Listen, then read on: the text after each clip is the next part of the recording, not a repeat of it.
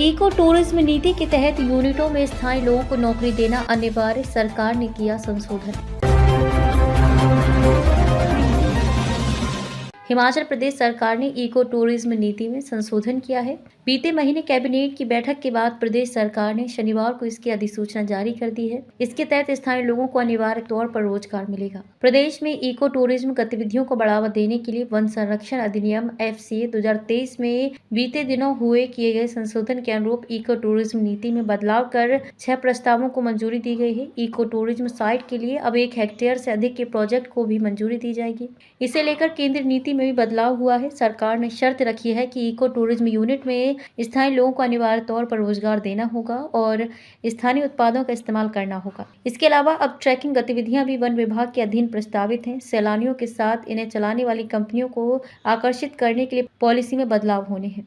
हिमाचल में पर्यटन को बढ़ावा देने के लिए राज्य सरकार नई इको टूरिज्म पॉलिसी लेकर आएगी। पर्यटक शहरों के अलावा अब पर्यटक गांवों की सैर कर हिमाचल की संस्कृति और यहाँ की परंपराओं को जान सकेंगे।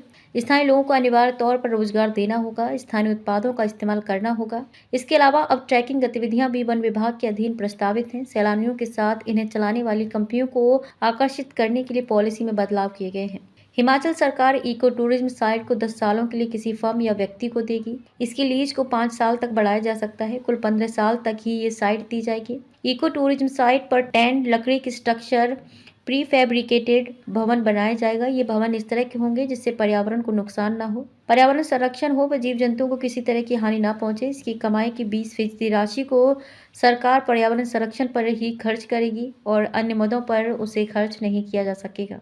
नई पॉलिसी में प्रकृति के साथ कोई छेड़छाड़ नहीं होगी। झीलों, नदियों, पर्यावरण सेंचुरी, वेटलैंड को सुरक्षित रखना अनिवार्य होगा। हर साल अन्य राज्यों से प्रदेश की जनसंख्या से 2 गुना सैलानी हिमाचल की प्रकृति को निहारने आते हैं। शिमला, धर्मशाला, डलहौजी और मनाली में सबसे ज़्यादा पर्यटक आते हैं। 2030 तक कुल पर्यटकों में से कम 10% को इको टूरिज्म स्थलों पर आकर्षित करेंगे।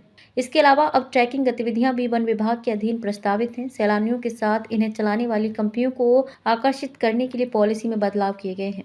हिमाचल सरकार इको टूरिज्म साइट को 10 सालों के लिए किसी फर्म या व्यक्ति को देगी। इसकी लीज को 5 साल तक बढ़ाया जा सकता है। कुल 15 साल तक ही ये साइट दी जाएगी। इको टूरिज्म साइट पर टेंट, लकड़ी की स्ट्रक्चर, प्री फैब्रिकेटेड भवन बनाया जाएगा। ये भवन इस तरह के होंगे जिससे पर्यावरण को नुकसान ना हो, पर्यावरण संरक्षण हो व जीव जंतुओं को किसी तरह की हानि ना पहुंचे। इसकी कमाई की 20% राशि को सरकार पर्यावरण संरक्षण पर ही खर्च करेगी और अन्य मदों पर उसे खर्च नहीं किया जा सकेगा।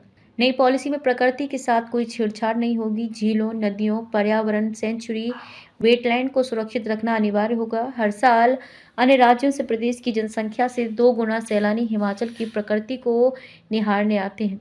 शिमला, धर्मशाला, डलहौजी और मनाली में सबसे ज़्यादा पर्यटक आते हैं। 2030 तक कुल पर्यटकों में से कम 10% को इको टूरिज्म स्थलों पर आकर्षित करेंगे।